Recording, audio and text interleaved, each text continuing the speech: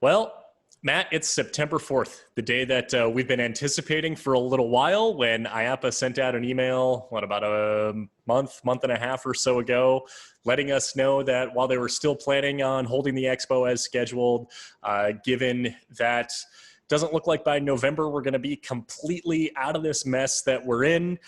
Today they officially announced that the expo, in fact, has been canceled and moving towards more of a virtual presence like we saw this past week at the virtual conference for the Americas. How are you doing? How are you holding up?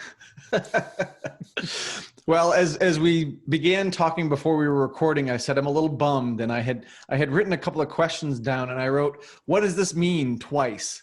Right. And you said it's kind of an existential thing. And, I am bummed, of course, because it's the big week for, at least the people that go to the conference here in North America. And obviously people from around the world go to the conference here when it's in Florida, but, it's a week to obviously connect and see a lot of people. And, it's funny, I did attend the conference for the Americas yesterday and the day before. You spoke? And I spoke, yes, thank you. But the first day there were some technical difficulties, and it was all of us, waiting, anticipating something really cool was going to happen.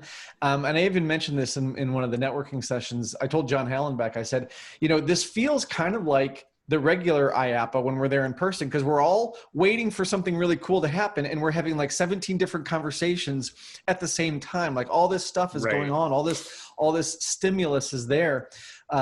And so I'm, of course, bummed that that's not going to happen, but I think it was for the right reasons to cancel the show, especially with the exhibitors, not being there, and, so many more travel restrictions and people not being able to travel from all kinds of different parts of the world. I think it was the right decision, but, I do still wonder, what does this mean? What does this mean for us? What does this mean for, businesses? What does this mean for connections? What does it mean? That's my big takeaway question. I think that's a very broad takeaway question that I think we're all asking, as far as, what does this mean for not just 2020, but even going into 2021, as far as what our industry is going to be looking like as we continue to climb out of this pandemic and hopefully get back to some form of normal. And, we can only hope that, that by November 2021, we're all able to gather again, just as we did in 2019 and for many years prior to that. And hopefully, again, for many years to come, and that hopefully this is, in time, looking back, that this is just a blip on the radar. Obviously a very big blip, but hopefully it means that we just need to hit pause and reset and, really turn our focus towards doing what we all do best and serving the industry to be able to get back to that normal and doing what we love.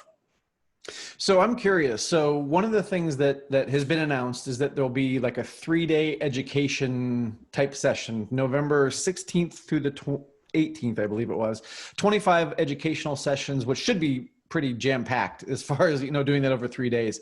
But I'm curious, since you also went to the virtual session that just happened, the virtual conference, what do you see as some of the positives of doing this online and doing this virtually that will hopefully be a part of what we see in November?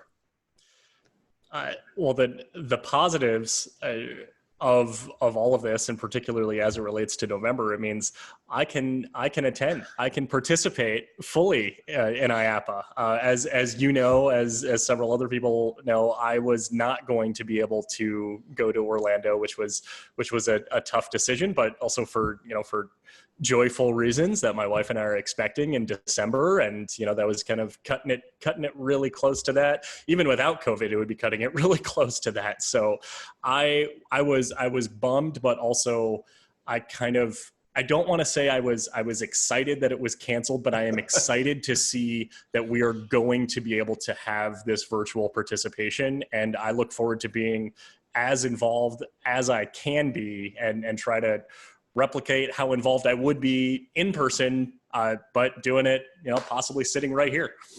Exactly. Yeah.